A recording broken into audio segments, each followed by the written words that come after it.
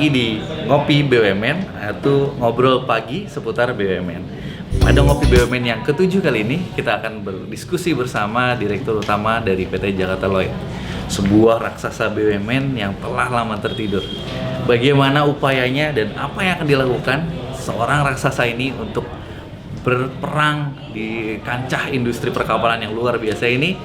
Yuk kita lihat kehadirannya, karena kata Pram atau pujangga Indonesia yang sangat famous saat ini, tetapi berbahagialah orang yang kuat menderita untuk segala kesengsaraan, terutama untuk bangsa dan nusanya. Yuk kita cek. Selamat pagi rekan-rekan dari rekan-rekan media dan rekan-rekan Kementerian BUMN. Selamat pagi.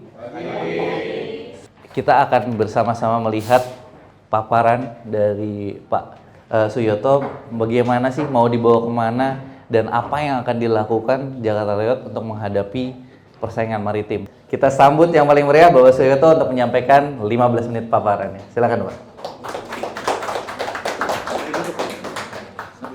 Jakarta Lloyd diciptakan untuk mengangkut barang dari Indonesia ke luar negeri dan juga mendatangkan barang-barang impor dari luar negeri, yang karena waktu itu kita dari mulai negara agraris berubah menjadi industrial. Awal-awal pemerintahan sampai ke Orde Baru. Kemudian seiring perjalanan pada tahun-tahun menjelang berakhirnya Orde Baru tahun 98, Jakarta Lloyd memang mengalami keadaan yang sangat dilematis ya. Mungkin waktu itu kalau kita lihat persaingan di luar negeri sudah mulai ketat, banyak perusahaan-perusahaan luar negeri yang berkembang sangat pesat seperti Net Lloyd saat itu ya, PIL Singapura ya, kemudian Evergreen dari Hong Kong. Mereka ininya kuat, modalnya kuat, karena di shipping business itu sebenarnya memang bisnis yang padat modal ya. Siapa yang mempunyai modal besar pasti dia akan menguasai market. Itu sudah jadi hukum alam sampai sekarang seperti itu. Kemungkinan di bisnis lain seperti itu, tapi shipping kelihatan sekali. Jadi pada tahun sekitar 1990-an Jakarta Lloyd sudah mulai turun. Bisnis pelayaran itu tetap akan berjalan ya. Seiring kemajuan zaman, kita tahu bahwa sekarang diciptakan beberapa teknologi yang canggih. Untuk kargo pun sekarang parsial dibawa dengan pesawat.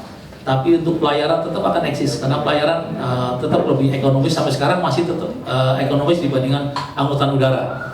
Di samping itu ada beberapa kargo yang volumenya besar, sampai sekarang belum memungkinkan untuk dibawa dengan angkutan udara. Jadi bisnis pelayaran prospek kedepannya mungkin kalau kami di pelayaran kita prediksikan masih bisa bertahan sampai 20-30 tahun ke depan.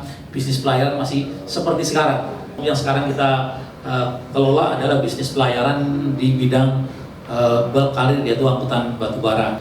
Dari tahun ke tahun meningkat, dan itu adalah satu dan challenge buat perusahaan pelayaran, terutama BUMN seperti Jakarta Lloyd. Yang mana sebenarnya ini di samping tantangan juga merupakan peluang dari Jakarta Lloyd untuk berkompetisi untuk meningkatkan baik income maupun kondisi perusahaan menjadi lebih besar. Baik, kita berikan aplaus yang luar biasa. Sekarang ini sesi pertanyaan. Wartawan ini paling kritis Pak biasa Pak. Untuk kita coba buka untuk satu pertanyaan pertama. Ya Pak, ada beberapa yang ingin saya tanyakan. Yang pertama, tadi kan Bapak sebutkan mayoritas kontrak yang kita peroleh itu kan dari sinergi BUMN.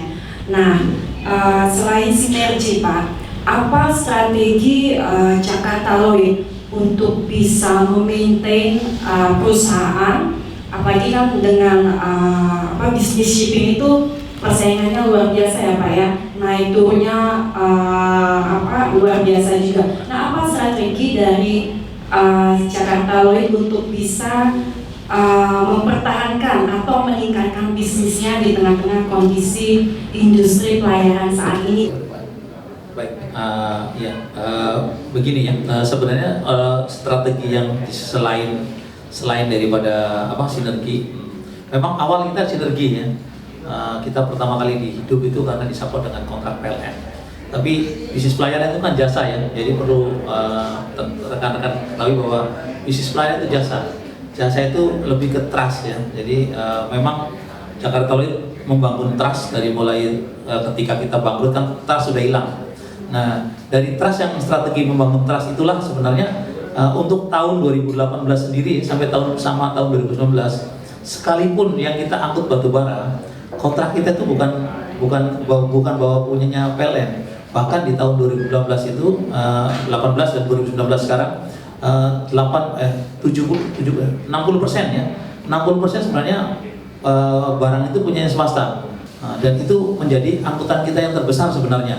Kita pun sudah mulai mengarah ke bisnis offshore ya, kita sudah mulai ikut tender, bahkan kita sekarang lagi mengarah ke project LNG ya. Kebetulan ada project yang akan diadakan oleh PGN dengan Pelindo dan kita mengikuti tender umum. Tender umum dalam ini tender itu memang diperlakukan umum, tidak untuk sinergi. Jadi kalau kita dapat walaupun kita BUMN, sebenarnya ini bukan proses sinergi ya, ini proses yang wajar gitu. Nah, itu juga salah satu strategi kita.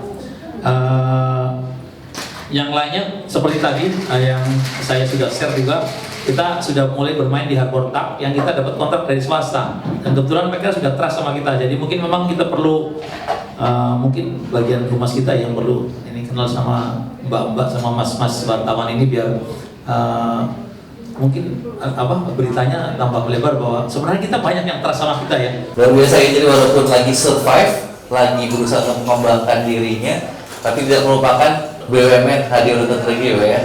Tepuk tangan sekali lagi, kita bertemu lagi di acara Ngobrol Pagi bersama BUMN yang ke-8.